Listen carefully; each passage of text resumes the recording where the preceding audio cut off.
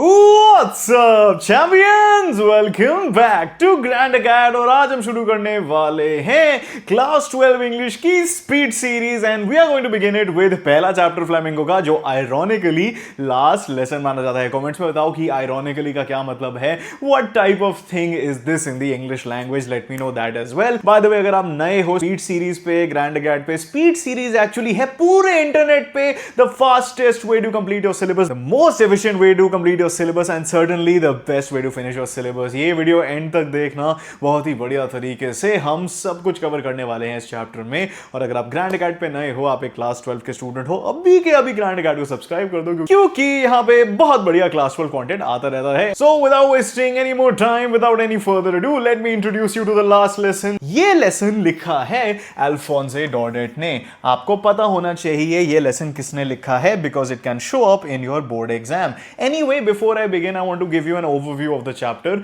इसमें हम एक बॉय के बारे में पढ़ने वाले हैं जिसका नाम है फ्रांस। ठीक है, एक बॉय जिसका नाम है फ्रांस, जिसकी स्पेलिंग है FRANZ, who lives in France. बहुत लोग कंफ्यूज हो जाते हैं बिकॉज अमेरिकन इंग्लिश में फ्रांस की प्रोनाउंसिएशन फ्रांस होती है, ठीक है, बट यहां पे France is going to be the central character of the lesson and France is going to be the location of the chapter. Why is the location important? Because ये chapter set है during the Franco-Prussian War. अब Franco-Prussian War क्या था my dear champions? Let me just spell that out for you. Franco-Prussian. अब Franco तो आता है France से, लेकिन what is Prussian? Prussian refers to the state of Prussia, which was a German state and a kingdom as well. So it comprises of what you would find in a lot of geographically European states nowadays. Countries बन चुकी हैं geographically, ये उस time पे एक Germany का state माना जाता था and it actually played a big role in the unification of German states when the country of Germany was formed. So यहाँ पे what we are seeing is a conflict between France and Prussia, जहां पे to districts particularly else's और लोरेन, जो दोनों के दोनों obviously France में आते हैं, उधर की बातें लैंग्वेज से रिलेटेड शुरू हो जाती हैं कि इन दो डिस्ट्रिक्ट्स में जर्मन भाषा को इंपोज किया जाएगा और जो उनकी नेटिव लैंग्वेज है फ्रेंच को वो निकाल दिया जाएगा। इस चैप्टर में हम पढ़ने वाले हैं लैंग्वेज के इंपॉर्टेंस के बारे में। इस चैप्टर में हम पढ़ने वाले हैं एक नेशन और स्टेट ऑफ नेशनलिज्म के इंपॉर्टेंस के बारे में, और हम पढ़ेंगे कि कैसे एक particular group of people unite हो पाते हैं रेजिस्टेंस में इस ऑपरेशन के अगेंस्ट। सो without wasting any more time, इसमें मैं आपको हर चीज देने वाला हूं लेक्चर में, तो एंड तक जरूर देखना। सबसे पहले शुरू होता है चैप्टर में फ्रांस की रिलक्टेंट मॉर्निंग। रिलक्टेंट का क्या मतलब होता है? एक ऐसी मॉर्निंग जिसमें वो कुछ करना नहीं चाहता या फिर जो वो करने वाला है वो उसको करना नहीं है। You are reluctant to study every chapter of class 12 English, but you have to do it if you want good marks and you want to pass class 12। Story शुरू होती है फ्रांस के साथ, जो एक यंग स्कूल बॉय होता है, starting for school late और बहुत ज्यादा एंशियस फील कर रहा होता है about being scolded by his teacher M Hamel. तो यहां पे I want to introduce you to a very important character in the story which is M Hamel. M Hamel Franz के टीचर थे, class teacher थे, बहुत सारी चीजें वो फ्रांस को पढ़ाते थे, उनके क्लासमेट्स को पढ़ाते थे and he was a well known figure where our dear Franz was living. तो फ्रांस, अब हमें पता चल जाता है, यंग स्कूल बॉय है, बहुत ज्यादा लेजी सा, कैजुअल सा, लिस्टलेस सा है, स्कूल के लिए लेट हो रहा है स्टार्टिंग से ही, और उसको ऑब्वियसली अगर टाइम पे पहुंचना है तो उसे काफी रश करना पड़ेगा। France is in great dread of scolding. ये एनसीईआरटी की भाषा है। ग्रेट ड्रेड ऑफ स्कोल्डिंग मतलब वो बहुत ज्यादा डर रहा है एक स्कोल्डिंग से। By whom? By his teacher M Hamel, because he hasn't prepared for his French lesson on participles. Participles क्या होता है बेटा, ज्यादा आपको समझने की जरूरत नहीं है, सीयूईटी इंग्लिश के लिए नहीं पढ़ा रहा हूं, it's a part of language. जैसे हम नाउन्स पढ़ते हैं, प्रोनाउंस पढ़ते हैं, वैसे ही। तो एम हैमिल इसका टेस्ट लेने वाले थे, उसका फ्रेंच लेसन था, इसका मतलब है this relates to the French भाषा। एम हैमिल जो फ्रांस को फ्रेंच पढ़ाते थे, आज अपनी क्लास में वो कुछ सवाल पूछने वाले थे अपने स्टूडेंट से, और इस भाई साहब ने कोई पढ़ाई नहीं करी थी। A topic he knows nothing about, क्योंकि वो एक लेजी स्टूडेंट है, वो कुछ नहीं करता, पढ़ाई बिल्कुल नहीं करता। He considers skipping school to enjoy the beautiful warm and bright day outside. तो हमें पता चलता है कि जो लैंडस्केप है where Franz is living, it's a very beautiful landscape, सब कुछ ग्रीन है ऑब्वियसली उस टाइम इतनी एयर पोल्यूशन नहीं होती थी दुनिया में, तो everything is very vivid and bright and he is getting distracted by this, क्योंकि उसको कोई फर्क नहीं पड़ता अपने पढ़ाई से. He is a very casual boy, as I have stated in the beginning. उसको कुछ फर्क नहीं पड़ता. एवरीबडी लव्स द आउटसाइड, सबको पसंद है बाहर टहलना और चीज़ों को देखना, लेकिन ये बाहर सनी डे को इसलिए नहीं देख रहा कि वो ब्यूटीफुल है, वो इसलिए देख रहा है because he wants to distract himself from the lesson that he has not prepared for.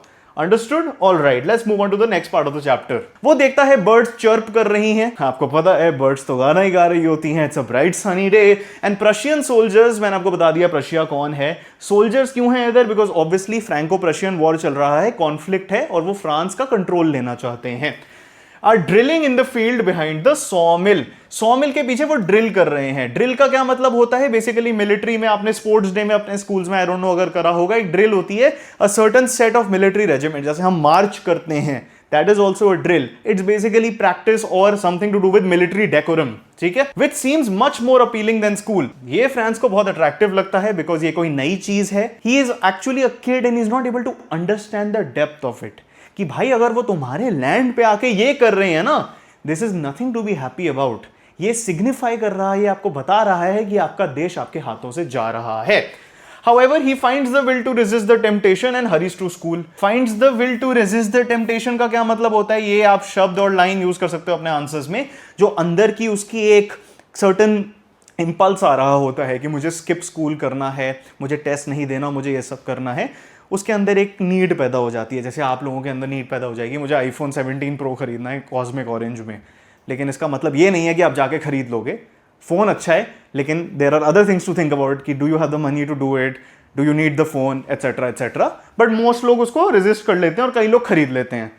I started for school very late that morning and was in great dread of a scolding, especially because M. Hamel had said that he would question us on participles and I did not know the first word about them. ये सीधा मैंने NCERT से ली है. इस lecture में मैं आपको हर lecture में इंग्लिश के इनफैक्ट एनसीईआरटी के लाइंस दूंगा जो इंपॉर्टेंट है बिकॉज आपके एक्सट्रैक्ट बेस्ड क्वेश्चंस आते हैं. तो ये लाइन पूरा इन चीजों को डिस्क्राइब कर रही है. ये फ्रेज आपको पता होना चाहिए. I did not know the first word about them. This can show up in your exam. I did not know the first word about them का क्या मतलब है? लिटरल मतलब है मुझे उसका पहला शब्द नहीं पता था. नहीं, इसका मतलब है कि उसे पार्टिसिपल्स के बारे में कुछ नहीं पता था. क्यों? क्योंकि ये इंसान लेजी थे और पढ़ाई नहीं करते थे. और अगर आप इस बात से रिलेट कर रहे हो, प्लीज बदल लीजिए अपने आप को अगर आप नंबर लाना चाहते हो. ठीक है, just kidding. All right, the need for a true friend. अब हम बात करने वाले हैं फ्रेंडशिप के बारे में, हम बात करने वाले हैं नेशन के बारे में. अब चैप्टर बहुत ज्यादा बदलने वाला है, तो प्लीज अगर आप नोट्स ले रहे हो ध्यान से लेना और ध्यान से समझना. जब वो स्कूल जा रहा होता है, फ्रांस देखता है क्राउड गैदर हो चुकी है, बहुत सारे लोग हैं इन front of the towns. Bulletin board. Bulletin board क्या होता है? एक ऐसा सा बोर्ड होता है और यहाँ पे नोटिस लगे होते हैं. यहाँ पे notice 1, notice 2, notice 3, notice 4, notice 5 होंगे. बेसिकली एवरीथिंग दैट सर्कुलर्स जो होते हैं आपको स्कूल में दिए जाते हैं, आपके स्कूल में भी एक बुलेटिन बोर्ड होगा जिसके अंदर एक पिन लगा के चीजें रखी जाती हैं. यहाँ पे अगर आप सोसाइटी में रहते हो तो हाउस कीपिंग से रिलेटेड चीजें हो सकती हैं, इवेंट से रिलेटेड चीजें हो सकती हैं. Basically something which every particular person living और contained within an organisation और एरिया नीड्स टू नो. जैसे अगर ग्रैंड गार्ड का एक बुलेटिन बोर्ड होता तो मैं कहता आप सब चैंपियन हो, और सब लोग जुड़ते उधर और समझते कि वो चैंपियंस हैं. Which has been the source of all the bad news for the last 2 years. Bad news की बात क्यों हो रही है? बिकॉज एज मैंने आपको बताया फ्रैंको प्रशियन वॉर चल रहा है और अब हमें पता चलता है वो 2 साल से चल रहा है. तो पिछले 2 साल से, बिकॉज उस टाइम तो कोई फोन्स नहीं होते थे, रेडियोज इतने कॉमन नहीं थे, सारी की सारी बैड न्यूज जो बताती थी कि प्रशिया एडवांस कर रहा है और फ्रांस इतना अच्छा नहीं कर रहा, वो सारी की सारी इस बुलेटिन बोर्ड पे आती थी और तभी लोग रुक के इसे पढ़ते थे. The bulletin board has delivered news of lost battles, the draft, the orders of the commanding officer. Without stopping, France wonders what bad news has been posted now. तो वो हमेशा से जब भी वो पास करता था वो समझता था कि यहाँ पे गंदी न्यूज ही मिलती है बिकॉज वॉर चल रहा है. किस टाइप की न्यूज मिलती थी? बैटल्स जो उसकी कंट्री हार चुकी है. The draft. ड्राफ्ट क्या होता है? जब एक कंट्री अपने यूजुअली यंग मैन को बोलती है कि अगर आप इस देश में पैदा हुए हो, आप सिटीजन हो, आपको मिलिट्री सर्विस देनी ही देनी पड़ेगी. इसे हम ड्राफ्ट कहते हैं. जैसे साउथ कोरिया है, काफी लोगों को पता होगा, वहां पे मैंडेटरी है कि 2 साल आपको सर्व करने ही करने हैं. BTS के आई थिंक कई members had to take a break because they had to serve in the military. Orders of the commanding officer. Orders of the commanding officer का क्या मतलब है? जो उनके रीजन में गवर्न करता है, बिकॉज ऑब्वियसली कॉन्फ्लिक्ट चल रहा है तो कई ऑर्डर्स हो सकते हैं. अपने घर से बाहर मत निकलिए, अनसेफ है, ये मत खरीदो, यहां इस लेन में मत दिखो, या फिर कमांडिंग ऑफिसर दूसरे साइड का भी हो सकता है जिसने कब्जा करना शुरू कर दिया है। तो ये कॉन्टेक्स्ट हमें पता चलता है। जैसे वो भागता है, भाग क्यों रहा है वो बुलेटिन बोर्ड के पास? क्योंकि उसको स्कूल पहुंचना है और बुलेटिन बोर्ड उसके वे में पड़ता है। A blacksmith named Wachter, ये बहुत ज्यादा इंपॉर्टेंट है my dear champions. Blacksmiths कौन होते हैं? जो आयरन मतलब लोहे की चीजों से कुछ बनाते हैं या लोहे की चीजों को रिपेयर करते हैं। जैसे कारपेंटर क्या होता है? सबरीना कारपेंटर नहीं, जो काम वुड के साथ करता हो, वुड से हाउस बना दे, वुड से टेबल बना दे, कुछ भी कर दे। Who is reading the bulletin with his apprentice? Apprentice कौन होता है? जो उसके अंडर काम कर रहा है, यूजुअली उससे यंग होता है और उससे काम सीख रहा होता है। फॉर एग्जाम्पल, अगर आप किसी बार्बर शॉप सैलून में जाते हो, वहां पे आपका बार्बर है, उसने अपने भाई को बुला लिया जो उससे 5 साल छोटा है, और वो काम करता है और उसका भाई उसे देखता है, लर्न करता है, और वो धीरे धीरे बोलता है ऐसे कैंची मार। वो बेसिकली सिखाता है, उसे हम अप्रेंटिस कहते हैं, जो सीख रहा होता है। कॉल्स आउट टू हिम, मतलब ब्लैक स्मिथ वॉक्टर एकदम आवाज लगाता है फ्रांस को, भाई इतनी तेज मत जा, don't go so fast bub, you will get to your school in plenty of time. Franz mistakes this for teasing and rushes on. तो उसे लगता है यार ये तो मेरा मजाक उड़ा रहा है, इसको तो लग रहा होगा कि मैं एक फूल हूं, मैं तो वैसे ही बहुत लेट जाता हूं, मैं तो अनसीरियस स्टूडेंट हूं, इसकी बातें मैं क्या करूंगा सुन के। लेकिन हो सकता है कि वो जेन्युइन कंसर्न शो कर रहा हो, because at the end of the day जब एक ऐसी टेंस सिचुएशन होगी उनके रीजन में, तो वो इंट्रा रीजनल यूनिटी बहुत ज्यादा इंपॉर्टेंट है। लेकिन फ्रांस, बिकॉज वो इतना दुनियादारी नहीं है, उसको कुछ फर्क नहीं पड़ता, सिर्फ वो अपने बारे में सोचता है और अपने 2-3 हॉबीज के बारे में, फन टाइम के बारे में सोचता है, उसे लगता है टीजिंग हो रही है यहाँ पे, ये तो मेरा मजाक उड़ा रहा है। But this seemingly innocent remark foreshadows the profound event that awaits him at school. France बहुत टाइम लेट आता था स्कूल में, बहुत डांट पिटती थी उसे, वो बहुत अनसीरियस स्टूडेंट था, लोग उसे सीरियसली नहीं लेते थे क्योंकि वो खुद को सीरियसली नहीं लेता था। जो अपने फ्यूचर के बारे में कंसर्न है, वो आपके जैसा है जो ये वीडियो एंड तक देख रहा है और मेरी एक एक बात सुन रहा है, क्योंकि इंग्लिश ऑनर्स करके जो मैंने सीखा है वही मैं आपको सिखा रहा हूं और आप उसको लेना चाहते हो, अंडरस्टैंड करना चाहते हो। लेकिन अब हम पढ़ेंगे the most important parts of this chapter. तो अगर आप अभी कहीं डिस्ट्रैक्टेड हो, वापस लेक्चर में आ जाओ, बहुत ज्यादा इंपॉर्टेंट चीजें मैं आपको बताने वाला हूं। अब पूरी गेम चेंज हो जाती है, एक अनसेटलिंग साइलेंस मिलता है। फ्रांस स्कूल में पहुंच जाता है और वो देखता है ये स्कूल जो इतना हबड़ तबड़ में होता था, इधर से आवाज आ रही है, इधर बच्चे चिल्ला रहे हैं, इधर फुटबॉल खेली जा रही है, उधर क्रिकेट खेला जा रहा है, इधर रूलर्स की आवाज आ रही है, ऐसे ऐसे पेंसिल्स की बैंगिंग आवाज आ रही है टेबल पे, सब silent. Everything was abnormally and weirdly silent. Like मैं आपको अभी पढ़ा रहा हूं और अगर एकदम मैं, that's how weird it felt to France. एक ऐसा स्कूल जिसमें इतना सारा कमोशन होता था, इतनी सारी नॉइज होती थी, वो साइलेंट क्यों था? It was very different from the great bustle जो यूजुअली उधर होता था। जैसे मैंने आपको बताया, आवाजें आ रही होती थी, चीजें हो रही होती थी, उनको बसल बोला जाता है। द टिपिकल स्कूल नॉइज जो वो नोटिस करता था, डेस्क ओपन हो रहे हैं, क्लोज हो रहे हैं, चेयर्स को रखा जा रहा है, निकाला जा रहा है, lessons being repeated loudly in unison. Unison का क्या मतलब होता है? एक साथ। जैसे अगर मैं आपको बोलूं ABCDEFG सुनाओ, तो 10 बच्चे ABCDEFG सुनाएंगे और वो सब एक साथ सुनाएंगे एक ही रिदम में। तो ये होती है लेसन की रेपिटेशन यूनिजन में। And the teacher's ruler rapping on the table. Rapping क्या होता है? वो I am the guy bills of an बोलता है, नहीं ये रैपिंग नहीं होती इधर वाली, ये होती है ऐसे ऐसे मारने वाली, ठीक है।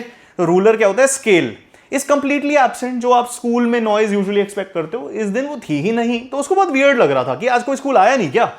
ये अनयूजुअल क्वाइटनेस उसे प्रॉब्लमैटिक लगती है, because he had counted on the commotion to get to his desk without being seen. ये भी एनसीईआरटी की लैंग्वेज है, कोई और नहीं देता, मैं दे रहा हूं, ठीक है, नोट डाउन कर लो। अब क्या होता था, जब भी वो लेट होता था ना स्कूल में, तो वो चाहता नहीं था कि स्कूल के गार्ड, स्कूल के टीचर्स नोटिस करें कि यार ये तो लेट आ रहा है, बिकॉज उसको फिर पेनल्टी मिलती और शायद घर वापस भेज दिया जाता।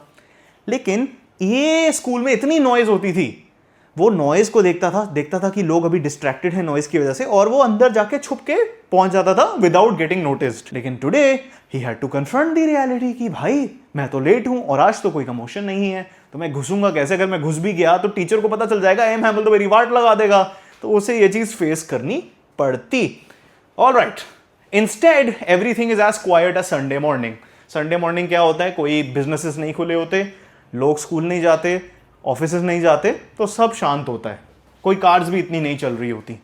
He sees his classmates already in their desks and M. Hamel इधर उधर चल रहा होता है with his terrible iron ruler, आप ये रूलर समझ लो, under his arm, ठीक है। तो वो बाहर नहीं निकाल रखा उसने, बट वो सोच रहा है कि यार अब मुझे अंदर जाना पड़ेगा, ये M. Hamel तो अपना रूलर लेके चल रहा है क्या ये वापस उसे टेबल पे मारेगा और मुझे गुस्सा करेगा, उसके अंदर ये एंजाइटी आ रही है।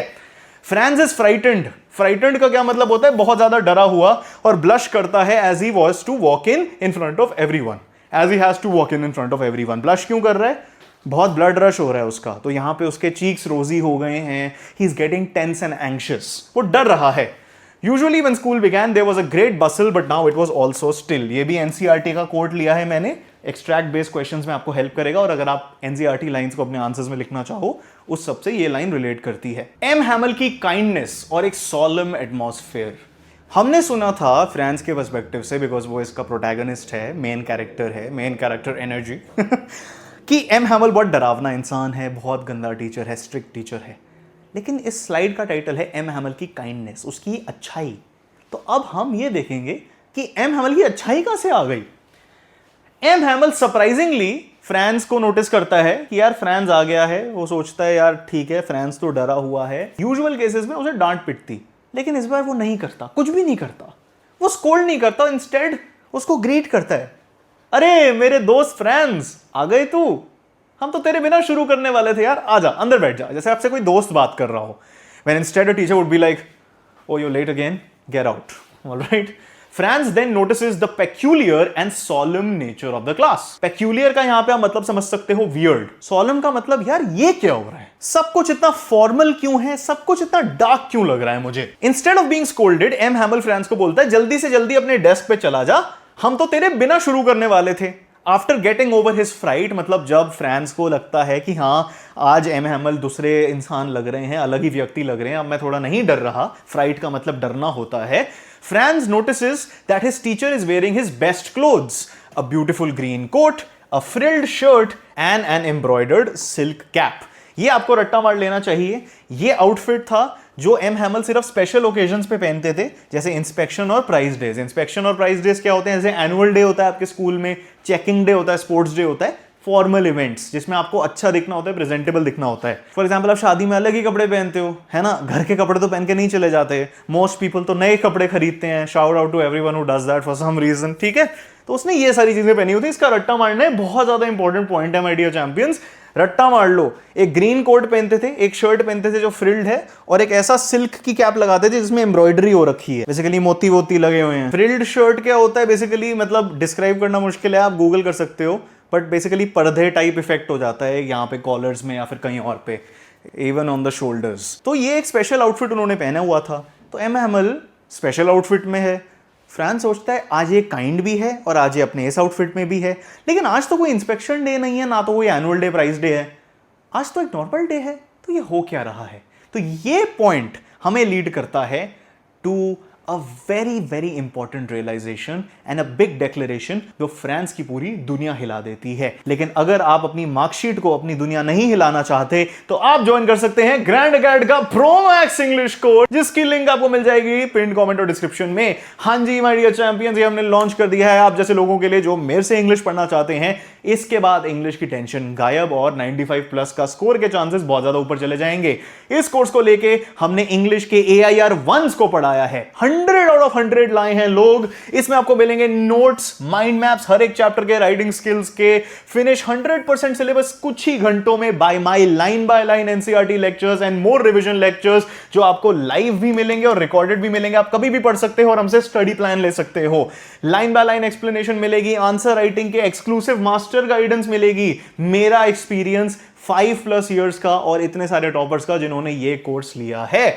मैंने जो इंग्लिश ऑनर्स में पढ़ा है of the way of answering वो सब मैं आपको बताऊंगा। 100+ इंपॉर्टेंट क्वेश्चंस का PDF दूंगा, उठ के क्वेश्चंस आते हैं, इसमें डाउट सॉल्विंग करवाऊंगा और सीक्रेट स्ट्रैटेजीज दूंगा जो मैंने रामजस कॉलेज के स्टूडेंट होने के नाते पे लर्न करी हैं। तो ये कोर्स आपके लिए बहुत बढ़िया हो सकता है अगर आप इंग्लिश में अच्छे नंबर लाना चाहते हो। अभी कभी head to the link in the pin comment and description and check that out for yourself. Alright, now let's get back to the lecture now that you know about the Pro Max course. M. Hamel saw me and said very kindly, "Go to your place quickly, little Franz. We were beginning without you."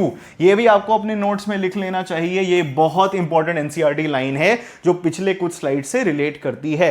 आपका जब exam आएगा ना, मुझे thank करोगे, NCERT lines मैंने अलग से निकाली हैं। All right, M Hamel makes the shocking announcement कि ये उनका लास्ट फ्रेंच लेसन होने वाला है। जो मैंने आपको चीज बताई थी ना, दुनिया हिलने वाली चीज, वक्त बदल दिए, जज्बात बदल दिए उसके, ये लास्ट फ्रेंच लेसन होने वाला है। ये जब फ्रांस सुनता है वो बोलता है, हाँ what do you mean M Hamel, last French lesson? समझते हैं। In a grave and gentle tone. Grave and gentle का क्या मतलब है? जेंटल का मतलब तो आपको पता ही होगा, एक अच्छे स्वीट तरीके से। ग्रेव का मतलब होता है serious. So how can someone be serious and gentle at the same time? You have to understand the importance of the situation and the fact that ये उनका लास्ट लेसन होने वाला है। तो that is why the chapter has been titled last lesson by Alphonse डॉर्डेट। ये M हैमिल का आखिरी टीचिंग लेसन था। लेसन का मतलब क्या होता है? लेक्चर। जैसे आप ये मुझसे सुन रहे हो, ये लेसन ही है। रिवील करता है, मतलब लोगों को बताता है, अनकवर करता है ट्रूथ कि आज का दिन इतना स्ट्रेंज क्यों है। वो कहता है मेरे बच्चों ये लास्ट लेसन है, आखिरी लेसन जो एम हैमिल देने वाले हैं। बर्लिन से ऑर्डर आया है। बर्लिन क्या है? प्रशिया से रिलेशन है, बिकॉज जर्मनी का कैपिटल माना जाता है Berlin. To teach only German in the schools of Alsace and Lorraine. Alsace and Lorraine क्या है? फ्रांस के 2 डिस्ट्रिक्ट्स, उनमें से एक में यहां पे लास्ट लेसन की कंडक्शन हो रही है। यहीं पे फ्रांस और एम हैमिल रहते हैं और अपनी जिंदगी गुजारते हैं। तो ये ऑर्डर आ चुका है।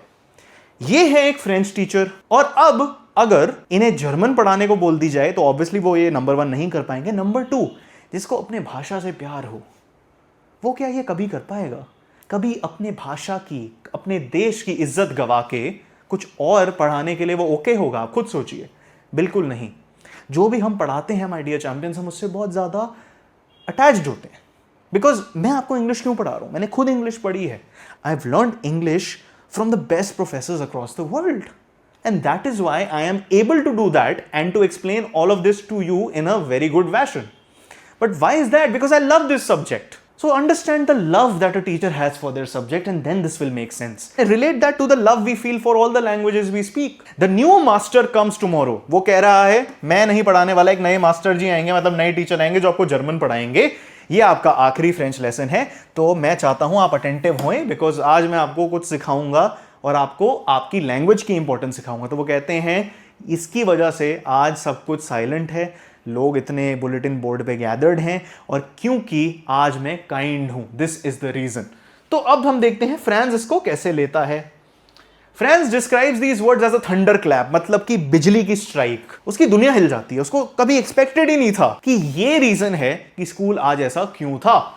वो इमीडिएटली कनेक्ट करता है कि बुलेटिन बोर्ड पे यही हो रहा था, इतने सारे लोग उधर तभी थे, and understands the meaning of the crowd. उतने लोग उधर क्यों थे, क्यों शॉक थे। France is filled with regret.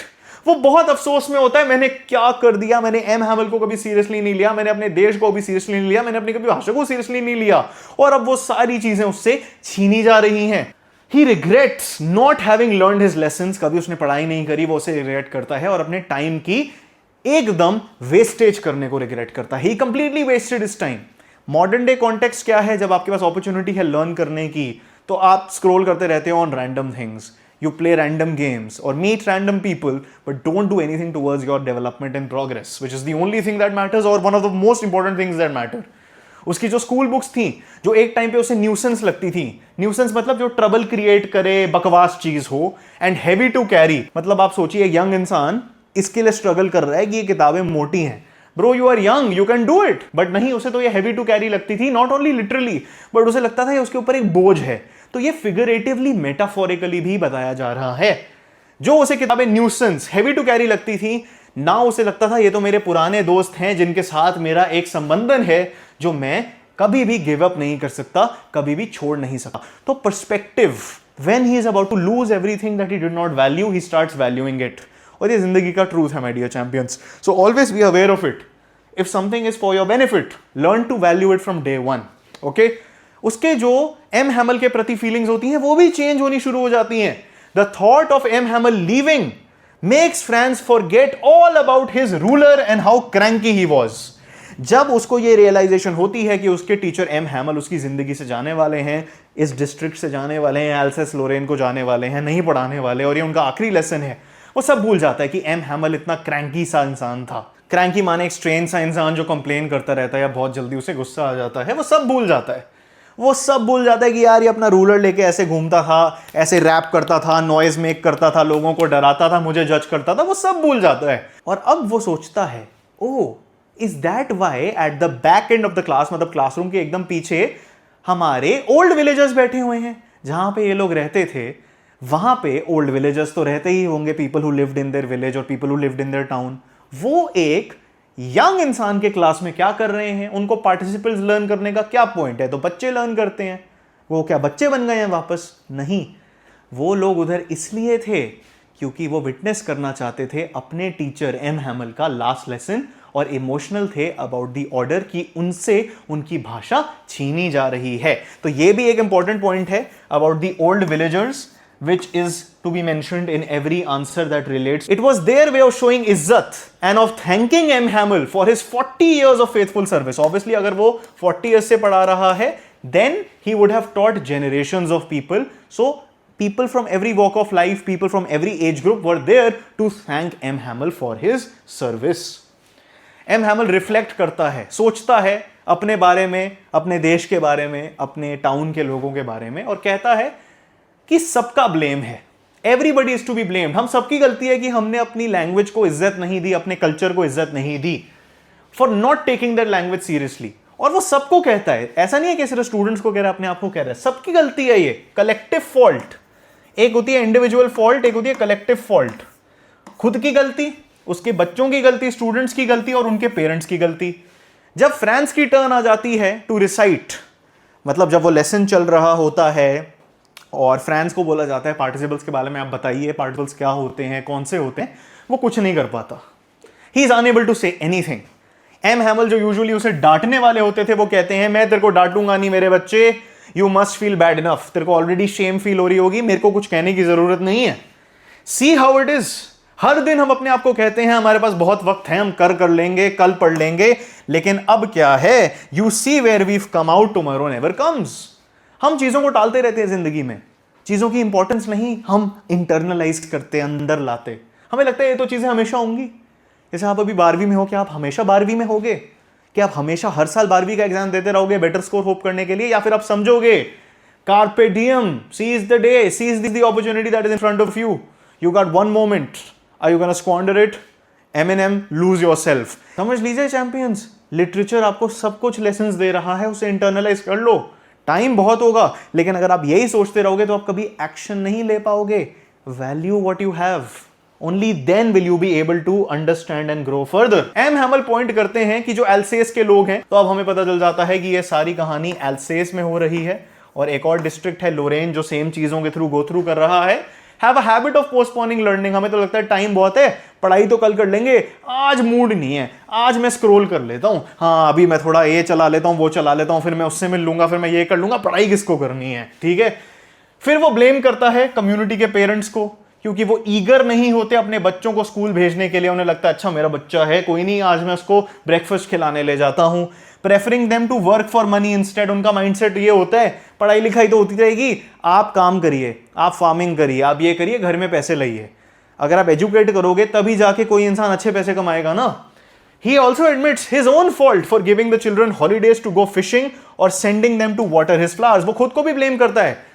This shows that M. Hamel is a very self-aware man. He does not blame everybody else, but he also blames himself. वो कहता है कि जब मुझे फिशिंग जाना होता था, फिश लेनी होती थी, पॉन्ड में जाके फिश करने का मतलब यही होता है, तो वो लोगों को छुट्टी दे देता था, मुझे नहीं पढ़ाना तो तुम्हें तो वैसे ही नहीं पढ़ना। या फिर वो लोगों को छुट्टी दे देता था, अपने स्टूडेंट्स को छुट्टी दे देता था, बोल के कि जाओ मेरे गार्डन में जाओ और मेरे फ्लावर्स में पानी डाल दो। सो इसकी सेल्फ अवेयरनेस दिखती है। एम हैमल पैशनेटली डिस्क्राइब करता है फ्रेंच लैंग्वेज को और उसकी इंपॉर्टेंस बताता है to a conquered people. Conquered people का क्या मतलब है? जब हमारी इंडिपेंडेंस मूवमेंट थी इंडिया की, ठीक है, we were also a conquered people. A conquered people means a group of people. People इधर पॉलिटिकल सेंस में बताया जा रहा है, अ सिविलाइजेशन। तो जब कोई सिविलाइजेशन एक एम्पायर की वजह से वॉर में ओवरटेक हो चुकी है, तो भाषा बहुत इंपॉर्टेंट है, क्योंकि language is one of the few things that can unite people. Language can unite people, culture can unite people, hobbies can unite people. लेकिन फ्रांस एक ऐसा देश है जिसमें 99% लोग आई अज्यूम फ्रेंच ही बोलते हैं। हमारी इंडिया कंट्री में we have lots of linguistic diversity, लेकिन when it comes to a European state like France, majority लोग उस टाइम फ्रेंच ही बोलते थे। majority नहीं, आई would say 99%। Official statistic you can look up. तो इनके लिए बहुत ज्यादा इंपॉर्टेंट है इनकी language in terms of the unification of people. M Hamel बताते हैं फ्रेंच भाषा के बारे में, calling it the most beautiful language in the world, the clearest and the most logical. French को एक बहुत ज्यादा रिफाइंड लैंग्वेज माना जाता है। यूनाइटेड नेशंस में इंग्लिश भी ऑफिशियल लैंग्वेज है, फ्रेंच भी ऑफिशियल लैंग्वेज है। कितना सारा कल्चर फ्रेंच लैंग्वेज से बोरो किया गया है।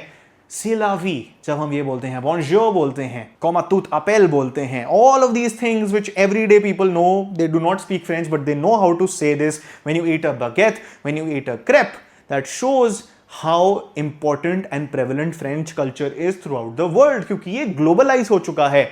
उसके अलावा भी फ्रेंच एज अ भाषा जब बोली जाती है, एम हैमल कहते हैं बहुत ज़्यादा वो स्वीट लगती है, वो बहुत ब्यूटीफुल लैंग्वेज होती है, फ्रांसे।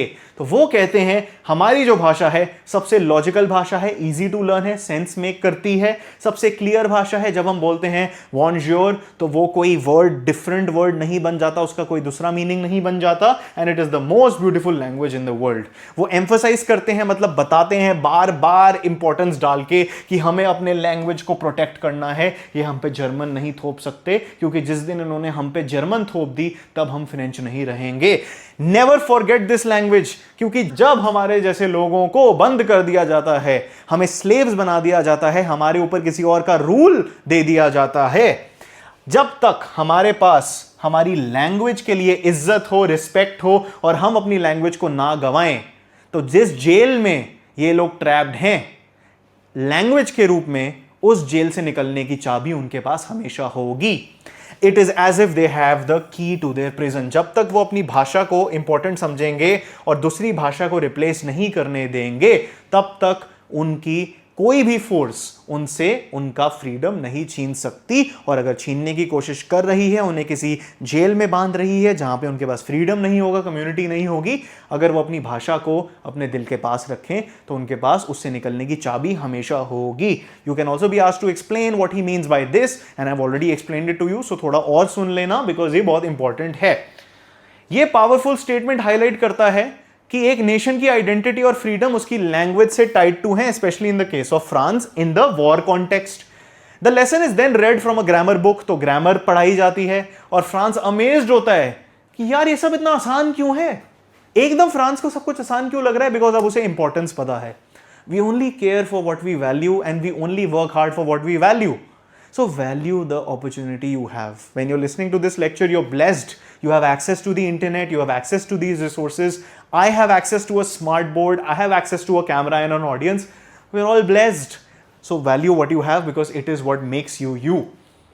ये लेसन पढ़ाया जाता है ग्रामर बुक पे और फ्रेंड्स एकदम इंटरेस्टेड हो जाता है, तो उसे सब कुछ इजी लगता है क्योंकि जो चीजें हमें जेन्युइनली करनी होती हैं हमें वो अच्छी लगने लगती हैं और आसान लगने लगती हैं. Realizing that he had never listened so carefully before.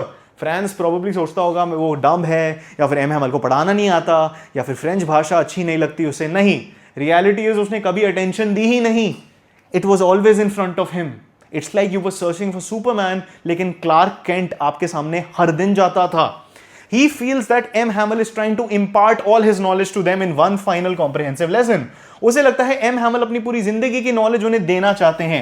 Impart का क्या मतलब होता है? अपने से लेके किसी और में डाल रहे हैं वो उनकी knowledge to them in one final comprehensive lesson because ये उनका लास्ट लेसन होने वाला है. स्टूडेंट्स अपने लास्ट राइटिंग स्किल्स के टाइप ऑफ लेक्चर में एक्टिविटी में एंगेज करते हैं, अपने हिस्ट्री लेसन्स लेते हैं और फिर फ्रांस सोच में लग जाता है. ग्रामर लेसन के बाद उनका एक राइटिंग में लेसन होता है जहां पे एम हैमल उन्हें नई कॉपीज देता है जिनमें लिखा होता है फ्रांस और else's in a beautiful round hand. Round hand आप मान सकते हो cursive hand writing, basically a very beautiful way of writing. ठीक है. द क्लासरूम कंप्लीटली साइलेंट हो चुका होता है except for the scratching of pens because सब लोग अपना राइटिंग का लेसन ले रहे होते हैं बिकॉज बच्चे हैं तो इन्हें कर्सिव राइटिंग सिखाई जा रही है. Franz notices beetles flying in. तो बीटल्स आपको पता होगा क्या होते हैं, हम एक इमेज लगा देंगे. बीटल्स फ्लाइंग कर रहे होते हैं विंडोज के थ्रू, फिर भी कोई आवाज नहीं आ रही होती and nobody page them any attention because everybody is so engrossed. मतलब सब लोग इतने ज्यादा इंडल्ज्ड हैं, सब लोग इतने ज्यादा डूबे हुए हैं एक एक्टिविटी में कि उन्हें कुछ फर्क ही नहीं पड़ता because now they realize what is important. अगर आप पढ़ाई में लगे हुए हो और आपके सामने कोई इंसान साइकिल पे घंटी बजा रहा है, आपको वो नहीं सुनाई देगा. Biologically you will hear it, लेकिन आप उसे लिसन नहीं करोगे. ये बारीकी समझनी इंपॉर्टेंट है बिकॉज आप एक काम में व्यस्त हो. Hearing the pigeons cooing softly on the roof. तो पिजन्स आते हैं और अपनी आवाजें निकालते हैं रूफ पे. Franz has a poignant thought, बहुत ही ज्यादा डीप थॉट आती है फ्रांस के अंदर कि क्या ये जर्मन लोग जो हमारे ऊपर अपनी लैंग्वेज थोप रहे हैं, क्या ये हमारे एल्सेस के पिजन्स को, कबूतरों को भी जर्मन में कू करवाएंगे। तो ये उसके अंदर एक थॉट आती है कि तुम कुछ भी कर लो, मिट्टी तो फ्रांस की है ना, उसके अंदर फ्रेंच भाषा है, एनिमल्स जो हमारे हैं, बर्ड्स जो हमारी हैं, आप उसको बदल सकते हो, कर लो कोशिश, होने तो कुछ नहीं वाला। ये थॉट एक बच्चे में आती है, इमेजिन। तो ये क्वेश्चन हमारी लिटरली एनालिसिस में रिवील करता है the extent of Prussian control, कितना प्रशिया कंट्रोल कर लेगा फ्रांस को, कितना कर लेगा, and how it affects even nature, क्या वो हमारी फितरत बदल देंगे, हमारी मिट्टी को बदल देंगे। तो यहां पे अब्सर्डिटी दिखती है, मतलब क्या पॉइंट है इस चीज का, तुम लोगों को भाषा सिखा भी दो, क्या वो अपने आप को जर्मन मानना शुरू कर देंगे। How weird is that thought process. And a deep seated fear, एक फियर भी इसमें दिखता है, डीप सीटेड मतलब बहुत ज्यादा अंदर घुसा हुआ fear, that the conquerors will try to erase every last vestige of French identity. Vestige मतलब any trace of French identity. क्या वो ये चाहते हैं कि हमारे एल्सेस डिस्ट्रिक्ट से सारी फ्रेंचनेस निकल जाए, टू दैट एक्सटेंट कि वो हमारे कबूतरों को भी नहीं छोड़ेंगे। फनी लग रहा होगा, but try to understand the fear that these people were feeling. M Hamel वहां पे मोशनलेस बैठ जाता है आराम से, जैसे आप कहीं बहुत ब्यूटीफुल जगह जाते हो और आप साइलेंस में देखते हो, you try to soak in every detail. M Hamel यही कर रहा होता है, बिकॉज अगले दिन वो फ्रांस को छोड़ के जाने वाला होता है, एल्सेस को छोड़ के जाने वाला होता है अपनी बहन के साथ, because this is his last lesson and his duties are over. तो वो बस बैठ के सोच रहा है, जो मैंने 40 साल करा है, एक क्लासरूम में बिताया है, उसे मैं अंदर ले लूं one more time to just experience it one more. Taking in every detail of the classroom, he is about to leave after 40 years of service. All right, school day end हो जाता है एक इमोशनल और powerful final gesture से M Hamel के through. इसके ऊपर काफी सारे क्वेश्चंस बनते हैं, तो please understand this. French lesson हो जाता है, ग्रामर लेसन हो जाता है, राइटिंग लेसन हो जाता है, हिस्ट्री लेसन हो जाता है। हिस्ट्री लेसन के बाद एक ओल्ड इंसान जिसका नाम था हाउजर विद स्पेक्टिकल्स ऑन, वो ओल्ड आदमी है, cries while chanting his alphabet with the younger students. वो सोचता है, हम एम हैमल से अल्फाबेट लर्न कर रहे थे, अब तो हम बुढ़े हो गए, लेकिन अब एम हैमल भी जा रहे हैं और हमारी भाषा भी जा रही है, तो वो रोना शुरू कर देता है।